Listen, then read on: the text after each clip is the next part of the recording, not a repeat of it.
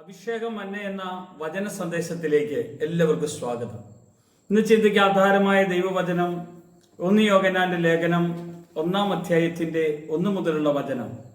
ആദ്യം മുതലുള്ളതും ഞങ്ങൾ കേട്ടതും സ്വന്തം കണ്ണുകൊണ്ട് കണ്ടതും ഞങ്ങൾ നോക്കിയതും ഞങ്ങളുടെ കൈ തൊട്ടതുമായ ജീവന്റെ വചനം സംബന്ധിച്ച് ജീവൻ പ്രത്യക്ഷമായി ഞങ്ങൾ കണ്ട് സാക്ഷീകരിക്കുകയും പിതാവിനോട് കൂടെ ഇരുന്ന് ഞങ്ങൾക്ക് പ്രത്യക്ഷമായ നിത്യജീവനെ നിങ്ങളോട് അറിയിക്കുകയും ചെയ്യുന്നു.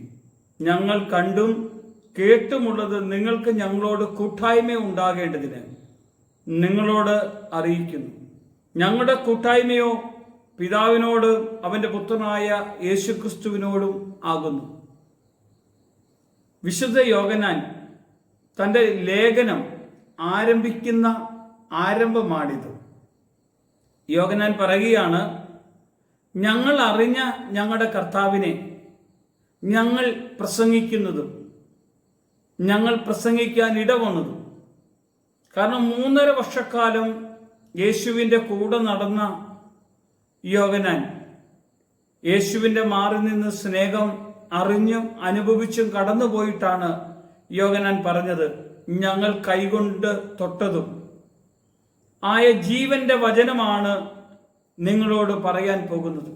യേശു ലോകത്തിലേക്ക് വന്നിട്ട് യേശു പറഞ്ഞത്, ഞാൻ നിങ്ങളോട് പറഞ്ഞ വാക്കുകൾ ആത്മാവും ജീവനുമാകുന്നു. ആത്മാവും ജീവനുമായ വചനമാണ് യോഹന്നാൻ ഇവിടെ സാക്ഷ്യപ്പെടുത്തുവാൻ ഇടവരുന്നത്. ഞങ്ങൾ കണ്ടും കേട്ടതും നിങ്ങൾക്ക് ഞങ്ങളോട് കൂട്ടായ്മയുണ്ടാകേണ്ടതിന്. കണ്ടോ, എത്ര വലിയ ദൈവപ്രവൃത്തിയാണ് അപ്പസ്തോലന്മാരിലൂടെ ദൈവം നടത്തിയത്. അന്ന് ഇന്ന് അതേ കർത്താവ്, അതേ പരിശുദ്ധാത്മാവ്, അതേ ദൈവത്തിൻ്റെ പ്രവൃത്തി ഇന്നും ദൈവമക്കളുടെ കൂടെ കർത്താവ് നടത്തുകയാണ്. ഇന്ന് ഞാൻ എൻ്റെ കർത്താവിനെ കാണാനും എൻ്റെ കർത്താവിൻ്റെ ശബ്ദം കേൾക്കാനും എൻ്റെ കർത്താവിൻ്റെ കൃപയിലേക്ക് കൂടുതൽ അടുക്കുവാനും എനിക്ക് കഴിഞ്ഞിട്ടുണ്ടോ എന്ന് നമ്മളൊന്ന് പരിശോധിച്ച് നോക്കണം. ഇല്ലെങ്കിൽ നമ്മൾ കർത്താവിൻ്റെ സന്നിധിയിൽ ഇരുന്ന് പ്രാർത്ഥിക്കാൻ തുടങ്ങണം. കാരണം എന്തിനാണ് ഇത് യോഹന്നാൻ പറയുന്നത്?